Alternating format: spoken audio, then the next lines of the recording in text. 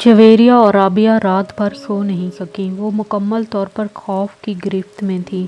अगर वो ना आई तो क्या होगा, ये सवाल उनके सामने बार बार भयानक शक्लें बदल बदल कर आ रहा था। उन्हें अपना कैरियर डूबता हुआ नजर आया। उन्हें अंदाज़ा नहीं था कि उनके घर वाले इस मामले पर कैसा रद्द-ए-अमल ज़ाहिर करेंगे। वो इन्हें बुरी तरह मलामत करते, इन्हें अमामा के वालिद को सब कुछ साफ ना बताने पर तनकीद का निशाना बनाते और फिर वार्डन से सारे मामले को छुपाने पर और भी नाराज़ होते। उन्हें अंदाज़ा नहीं था कि हकीकत सामने आने पर खुद हाशिम मुबीन और उनकी फैमिली का क्या रद्द-ए-अमल होगा। वो इस सारे मामले में इन दोनों के रोल को किस तरह देखेंगे। हॉस्टल में लड़कियां उनके बारे में किस तरह की बातें करेंगी, और फिर अगर ये सारा मामला पुलिस केस बन गया तो क्या होगा। पुलिस उनकी इस पर्दापोशी को क्या समझेगी, वो अंदाज़ा कर सकती थी। इसीलिए बार बार उनके रोंगटे खड़े हो रहे थे। मगर सवाल ये पैदा होता था कि वो गई कहाँ और क्यों।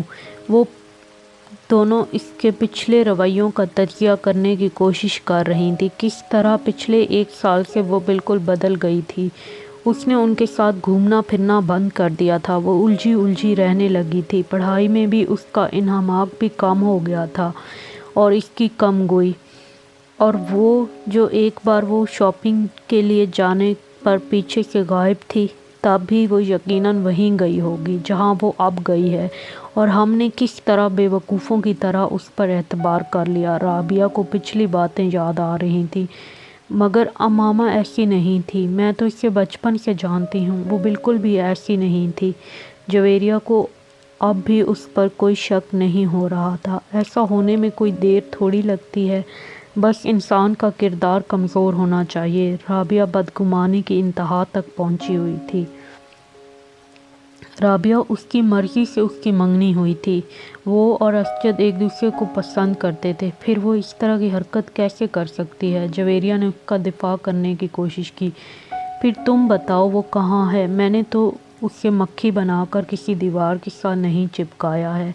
उसके बाबा उससे मिलने यहाँ आए हैं और वो अपने घर से आए हैं, तो जाहिर है वो घर पर नहीं गई। और हमसे तो वो यही कहकर गई थी कि वो घर जा रही है। राबिया ने बेचारगी से कहा। ऐसा भी तो हो सकता है उससे कोई हादसा पेश आ गया हो सकता है वो इसीलिए घर ना पहुंच सकी हो। और वो हर बार यहाँ से फ़ोन करके इस्लामाबाद अपने घर वालों को अपने आने की इत्तला दे देती थी, ताकि उसका भाई उसे कोस्टर के स्टैंड से पिक कर ले। अगर इस बार भी उसने इत्तला दी थी तो फिर वहाँ उसके ना पहुँचने पर वो लोग इत्मीनान से ना बैठे होते। वो यहाँ हॉस्टल में फ़ोन करते और उसके वालिद के अंदाज से तो ऐसा महसूस हुआ है जैसे उसका इस वीकेंड पर इस्लामाबाद आने का कोई प्रोग्राम नहीं था।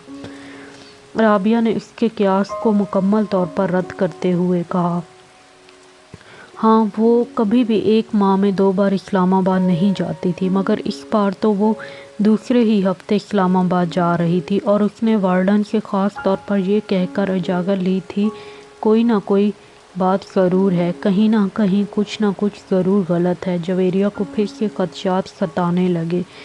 उसके साथ साथ हम भी बुरी तरह डूबेंगे। हमसे बहुत बड़ी गलती हुई जो हमने इस सब कुछ इस तरह कवर अप किया। हमें साफ साफ बात करनी चाहिए थी उसके वालिद से कि वो यहाँ नहीं है, फिर वो जो चाहे करते, ये उनका मसला होता। कम से कम हम तो इस तरह ना फंसते जिस तरह अब फंस गए हैं। राबिया मुसलसल बुड़बुड़ा रही थी। खैर, अब क्या हो सकता है, सुबह तक इंतज़ार करते हैं। अगर वो कल भी नहीं आई तो फिर वार्डन को सब कुछ बता देंगे। जवेरिया ने कमरे के चक्कर लगाते हुए कहा।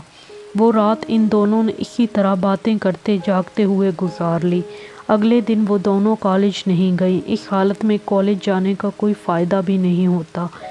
अमामा वीकेंड पर हफ्ते को वापसी पर 9 बजे के करीब आ जाया करती थी, मगर उस दिन वो नहीं आई। उनके असाब जवाब देने लगे। 2:30 बजे के करीब वो फूक रंगत और कांपते हाथों के साथ अपने कमरे से वार्डन के कमरे के लिए जाने के लिए निकल आई। उनके जहन में वो जुमले गर्दिश कर रहे थे जो उन्हें वार्डन से कहने थे।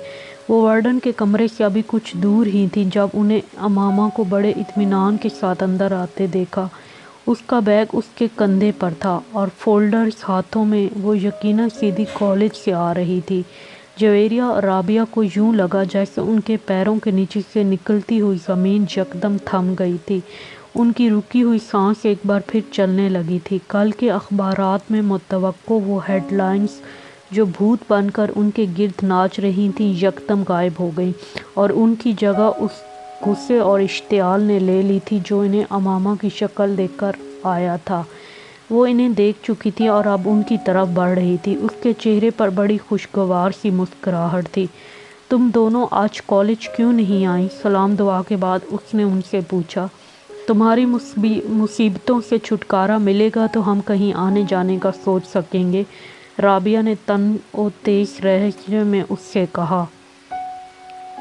अमामा के चेहरे की मुस्कुराहट गायब हो गई। क्या हुआ राबिया, इस तरह गुस्से में क्यों हो? अमामा ने कदरे तशवीश से पूछा। तुम ज़रा अंदर कमरे में आओ, फिर तुम्हें बताती हूँ कि मैं गुस्से में क्यों हूँ। राबिया ने उसे बाजू से पकड़ लिया और तकरीबन खींचते हुए कमरे में ले आई। जवेरिया कुछ कहे बगैर उन दोनों के पीछे आ गई। अमामा हक्का बक्का थी और राबिया और जवेरिया के रवैये को समझ नहीं पा रही थी। कमरे में दाखिल होते ही राबिया ने दरवाज़ा बंद कर लिया। कहाँ से आ रही हो तुम? राबिया ने मुड़कर इंतहाई तल्ख और दरश्त लहजे में उससे पूछा। इस्लामाबाद से। और कहाँ से? अमामा ने अपना बैग नीचे ज़मीन पर रख दिया। उसके जवाब ने राबिया को कुछ और मुश्तिल किया। शर्म करो अमामा, इस तरह हमें धोखा देकर हमारी आंखों में धूल झांक कर आखिर तुम साबित क्या करना चाहती हो? ये कि हम डफर हैं, इडियट हैं, पागल हैं? भाई हम हैं, हम मानते हैं। ना होते तो यूं तुम पर अंधा एतबार ना किया होता, तुमसे इतना बड़ा धोखा ना खाया होता। राबिया ने कहा। मुझे तुम्हारी कोई बात समझ में नहीं आ रही। कौन सा धोखा? कैसा धोखा? क्या ये बेहतर नहीं है कि तुम आराम से मुझे अपनी बात समझाओ? अमामा ने बेचारगी से कहा। तुम वीकेंड कहाँ गुजार कर आई हो? जवेरिया ने पहली बार गुफ्तगू में मुदाखलत की। तुम्हें बता चुकी हूँ, इस्लामाबाद में। वहाँ से आज सीधा कॉलेज आई हूँ और अब कॉलेज से। राबिया ने उससे बात मुकम्मल नहीं करने दी। बकवास बंद करो, ये झूठ अब नहीं चल सकता। तुम इस्लामाबाद नहीं गई थी, ये तुम कैसे कह सकती हो? इस बार अमामा ने भी कदरे बुलंद आवाज़ में कहा। क्योंकि तुम्हारे फादर यहाँ आए थे कल। अमामा का रंग उड़ गया, वो कुछ बोल नहीं सकी। अब क्यों मुंह बंद हो गया है? अब भी कहो इस्लामाबाद से आ रही हो, राबिया ने तनकिया लहजे में कहा। बाबा यहाँ आए थे, अमामा ने अटकते हुए कहा। हाँ आए थे, तुम्हारे कुछ कपड़े देने के लिए, जवेरिया ने कहा। उन्हें ये पता चल गया कि मैं हॉस्टल में नहीं हूँ। मैंने झूठ बोल दिया कि तुम हॉस्टल से किसी काम से बाहर गई हो। वो कपड़े देकर चले गए, जवेरिया ने कहा। अमामा ने बेअख्तियार इत्मीनान का सांस लिया। यानी उन्हें कुछ पता नहीं चला। उसने बिस्तर पर बैठकर अपने जूते के स्ट्रैप्स खोलते हुए कहा। नहीं, इन्हें कुछ पता नहीं चला। तुम मुंह उठाकर अगले हफ्ते फिर कहीं रवाना हो जाना। माइंड यू अमामा, मैं अब वार्डन से इस सिलसिले में बात करने वाली हूँ। हम तुम्हारी वजह से खासी परेशानी उठा चुके हैं, मज़ीद उठाने के लिए तैयार नहीं हैं। बेहतर है तुम्हारे पेरेंट्स को तुम्हारी इन हरकतों के बारे में पता चल जाए, राबिया ने दो टोक अंदाज में उससे कहा। अमामा ने सर उठाकर उससे देखा। कौन सी हरकतों के बारे में? मैंने क्या किया है? क्या किया है? हॉस्टल से इस तरह 2 दिन के लिए घर का कहकर गायब हो जाना तुम्हारे नज़दीक कोई बड़ी बात नहीं है। अमामा जवाब देने की बजाय दूसरे जूते के भी स्ट्रिप्स खोलने लगी। मुझे वार्डन के पास चले ही जाना चाहिए, राबिया ने गुस्से के आलम में दरवाजे की तरफ बढ़ते हुए कहा। जवेरिया ने आगे बढ़कर उसे रोका। वार्डन से बात कर लेंगे, पहले इससे तो बात कर लें। तुम जल्दबाजी मत करो, मगर इस डीट का इत्मीनान देखो। मिजाल है ज़रा बराबर शर्मिंदगी भी इसके चेहरे पर झलक रही हो। राबिया ने गुस्से में अमामा की तरफ इशारा करते हुए कहा। मैं तुम दोनों को सब कुछ बता दूंगी, इतना गुस्से में आने की ज़रूरत नहीं है। मैंने कोई गलत काम नहीं किया, ना ही मैं किसी गलत जगह पर गई हूँ, और हाँ भागी भी नहीं हूँ। अमामा ने जूतों की कैद से अपने पैरों को आज़ाद करते हुए कदरे धीमे लहजे में कहा। फिर तुम कहाँ गई थी? इस बार जवेरिया ने पूछा। अपनी एक दोस्त के। हाँ, कौन सी दोस्त है? एक। इस तरह झूठ बोल कर क्यों? मैं तुम लोगों के सवालों से बचना चाहती थी, और घर वालों को बताती या उनसे इजाज़त लेने की कोशिश करती तो वो कभी इजाज़त ना देते। किसके यहाँ गई थी और किस लिए? जवेरिया ने इस बार कदरे तजस्सुस आमेज़ अंदाज में पूछा। میں نے کہا نا میں بتا دوں گی، کچھ وقت تو مجھے۔ امامہ نے اس کی بات کے جواب میں کہا کوئی وقت نہیں دے سکتے تمہیں وقت دیں تاکہ تم ایک بار پھر غائب ہو جاؤ اور اس بار واپس ہی نہ آؤ۔ رابعہ نے اس بار بھی ناراضگی سے کہا، مگر پہلے کی نسبت اس بار اس کا لہجہ دھیما تھا۔ تمہیں تو اس بات کا احساس بھی نہیں ہوا کہ تم نے ہماری پوزیشن کتنی آکورڈ بنا دی تھی۔ اگر تمہارے اس طرح غائب ہونے کا پتہ چل جاتا تو ہماری کتنی بے عزتی ہوتی۔ اس کا احساس تھا تمہیں؟ رابعہ نے اسی انداز میں کہا، مجھے یہ توقع ہی نہیں تھی کہ بابا اس طرح اچانک یہاں آ جائیں گے، اس لیے میں یہ بھی سوچ نہیں سکتی کہ تم لوگوں کو کسی نازک صورتحال کا سامنا کرنا پڑ سکتا ہے، ورنہ میں اس طرح کبھی نہ کرتی۔ امامہ نے معذرت خانہ لہجے میں کہا، تم کم از کم ہم پر اعتبار کر کے ہمیں بتا کر جا سکتی تھی۔ جویریہ نے کہا، میں آئندہ ایسا کبھی نہیں کروں گی۔ امامہ نے کہا، کم از کم میں تمہارے کسی وعدے کسی بات پر اعتبار نہیں کر سکتی۔ رابعہ نے دو ٹوک انداز میں کہا، مجھے اپنی پوزیشن کلیئر کرنے دو رابعہ، تم مجھے غلط سمجھ رہی ہو۔ امامہ نے اس بار قدرے کمزور انداز میں کہا، تم کو احساس ہے کہ تمہاری وجہ سے ہمارا کیریئر اور ہماری زندگی کس طرح داؤ پر لگ گئی تھی؟ یہ دوستی ہوتی ہے، اسے دوستی کہتے ہیں۔ ٹھیک ہے، مجھ سے غلطی ہو گئی ہے، مجھے معاف کر دو۔ امامہ نے جیسے ہتھیار ڈالتے ہوئے کہا، جب تک تم یہ نہیں بتاؤ گی تم کہاں غائب ہو گئی تھی میں تمہاری کوئی معذرت قبول نہیں کروں گی۔ رابعہ نے دو ٹوک انداز میں کہا۔ امامہ کچھ دیر اسے دیکھتی رہی، پھر اس نے کہا، میں صبیحہ کے گھر چلی گئی تھی۔ جویریہ اور رابعہ نے حیرانگی سے ایک دوسرے کو دیکھا۔ کون؟ ان دونوں تقریباً بیک وقت پوچھا۔ تم لوگ جانتی ہو اسے؟ امامہ نے کہا، وہ 4th ایئر کی صبیحہ۔ جویریہ نے بے اختیار پوچھا۔ امامہ نے سر ہلایا، مگر اس کے گھر کس لیے گئی تھی تم؟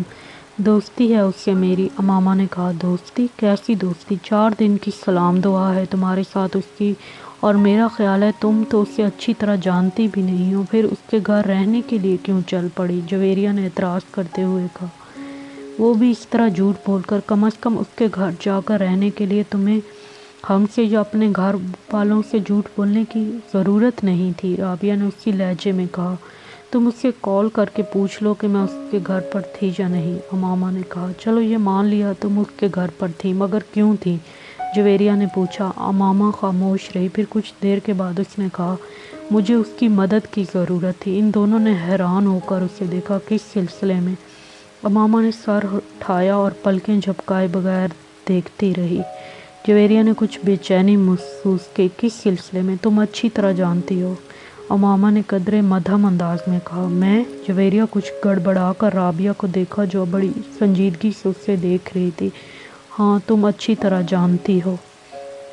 تم پہیلیاں مت بجھواؤ، سیدھی اور صاف بات کرو، جویریہ نے قدرے سخت لہجے میں کہا۔ امامہ سر اٹھا کر خاموشی سے اسے دیکھنے لگی، پھر کچھ دیر بعد شکست خوردہ انداز میں اس نے سر جھکا دیا۔ بتاؤ نا، آخر تمہاری زندگی کی سب سے بڑی خواہش کیا ہے؟ اس دن کالج میں امامہ نے جویریہ سے اصرار کیا۔ جویریہ کچھ دن اس کا چہرہ دیکھتی رہی۔ میری خواہش ہے کہ تم مسلمان ہو جاؤ۔ امامہ کو جیسے ایک کرنٹ سا لگا۔ اس نے شاک اور بے یقینی کے عالم میں جویریہ کو دیکھا۔ وہ دھیمے لہجے میں کہتی جا رہی تھی، تم میری اتنی اچھی اور گہری دوست ہو کہ مجھے یہ سوچ کر تکلیف ہوتی ہے کہ تم گمراہی کے راستے پر چل رہی ہو۔ تمہیں اس کا احساس تک نہیں ہے، نہ صرف تم بلکہ تمہاری پوری فیملی۔ میری خواہش ہے کہ نیک اعمال پر اگر مجھے اللہ جنت میں بھیجے تو تم میرے ساتھ ہو، لیکن اس کے لیے مسلمان ہونا ضروری ہے۔ امامہ کے چہرے پر ایک کے بعد ایک رنگ آ رہا تھا۔ بہت دیر بعد وہ کچھ بولنے کے قابل ہو سکی۔ میں توقع نہیں کر سکتی تھی جویریہ کہ تم مجھ سے ایسی باتیں کرو گی۔ میں تو تمہیں اپنا دوست سمجھتی تھی، مگر تم بھی۔ جویریہ نے نرمی سے اس کی بات کاٹ دی۔ تحریم نے تم سے تو جو کچھ کہا ٹھیک کہا تھا۔ امامہ نے پلکیں جھپکائے بغیر اسے دیکھتی رہی۔ اسے جویریہ کی باتوں سے بہت تکلیف ہو رہی تھی، اور صرف آج ہی نہیں، میں اس وقت بھی تحریم کو صحیح سمجھتی تھی، مگر میری تمہارے ساتھ دوستی تھی اور میں چاہنے کے باوجود بھی تم سے یہ نہیں کہہ سکی کہ میں تحریم کو حق بجانب سمجھتی ہوں۔ اگر وہ یہ کہتی تھی تم مسلمان نہیں ہو تو یہ ٹھیک تھا، تم مسلمان نہیں ہو۔ امامہ کی آنکھوں میں آنسو آ گئے۔ کچھ بھی کہے بغیر وہ ایک جھٹکے سے اٹھ کھڑی ہوئی۔ جویریہ بھی اس کے ساتھ کھڑی ہو گئی۔ امامہ کچھ بھی کہے بغیر وہاں سے جانے کی کوشش کی، مگر جویریہ نے اس کا بازو پکڑ لیا۔ تم میرا بازو چھوڑو، مجھے جانے دو، آئندہ کبھی مجھ سے بات مت کرنا، امامہ نے بھرائے ہوئے لہجے میں اس سے اپنا بازو چھڑانے کی کوشش کرتے ہوئے کہا۔ امامہ میری بات سمجھنے کی کوشش کرو۔ امامہ نے اس کی بات کاٹ دی۔ تم نے کتنا ہرٹ کیا مجھے جویریہ، کم از کم تم سے یہ امید نہیں تھی۔ میں تمہیں ہرٹ نہیں کر رہی ہوں، حقیقت بتا رہی ہوں۔ رونے یا جذبات میں آنے کی بجائے تم ٹھنڈے دل و دماغ سے میری بات سوچو۔ میں آخر تم کو بیکار کسی بات پر ہرٹ کیوں کروں گی؟ جویریہ نے اس کا بازو نہیں چھوڑا۔ یہ تو تمہیں ہی پتہ ہوگا تم مجھے کیوں ہرٹ کر رہی ہو، مگر مجھے آج یہ اندازہ ضرور ہو گیا کہ تم میں اور تحریم میں کوئی خاص فرق نہیں ہے، بلکہ تم نے تو مجھے اس سے بھی زیادہ تکلیف پہنچائی ہے۔ اس سے میری دوستی اتنی پرانی نہیں تھی جتنی تمہارے ساتھ ہے۔ امامہ کے گالوں پر آنسو بہہ رہے تھے اور وہ مسلسل اپنا جویریہ سے بازو آزاد کرانے کی کوشش کر رہی تھی۔ یہ تمہارا اصرار تھا میں تمہیں اپنی زندگی کی سب سے بڑی خواہش بتاؤں۔ میں نے اس لیے تمہیں نہیں بتا رہی تھی، اور میں نے تمہیں پہلے ہی تنبیہ کر دی تھی کہ تم میری بات پر بہت ناراض ہوگی، مگر تم نے مجھے یقین دلایا تھا کہ ایسا کبھی نہیں ہوگا۔ جویریہ نے اسے یاد دلانے کی کوشش کی۔ مجھے اگر یہ پتہ ہوتا تم میرے ساتھ اس طرح بات کرو گی تو میں کبھی تم سے تمہاری زندگی کی سب سے بڑی خواہش جاننے پر اصرار نہ کرتی، امامہ نے اس بار قدرے غصے سے کہا۔ اچھا، میں دوبارہ اس معاملے پر تم سے بات نہیں کروں گی، جویریہ نے قدرے مدافعانہ انداز میں کہا۔ اس سے کیا ہوگا؟ مجھے تو پتہ چل گیا کہ تم در حقیقت میرے بارے میں کیا سوچتی ہو۔ ہماری دوستی اب کبھی بھی پہلے جیسی نہیں ہو سکی۔ آج تک میں نے کبھی تمہیں اس پر اس طرح تنقید نہیں کی، مگر تم مجھے اسلام کا ایک فرقہ سمجھنے کی بجائے غیر مسلم بنا رہی ہو، امامہ نے کہا۔ میں اگر ایسا کر رہی ہوں تو غلط نہیں کر رہی۔ اسلام کے تمام فرقے کم از کم یہ ایمان ضرور رکھتے ہیں کہ حضور پاک صلی اللہ علیہ وسلم اللہ کے آخری رسول ہیں اور ان کے بعد نبوت کا سلسلہ ختم ہو چکا ہے۔ اس بار جویریہ کو بھی غصہ آ گیا۔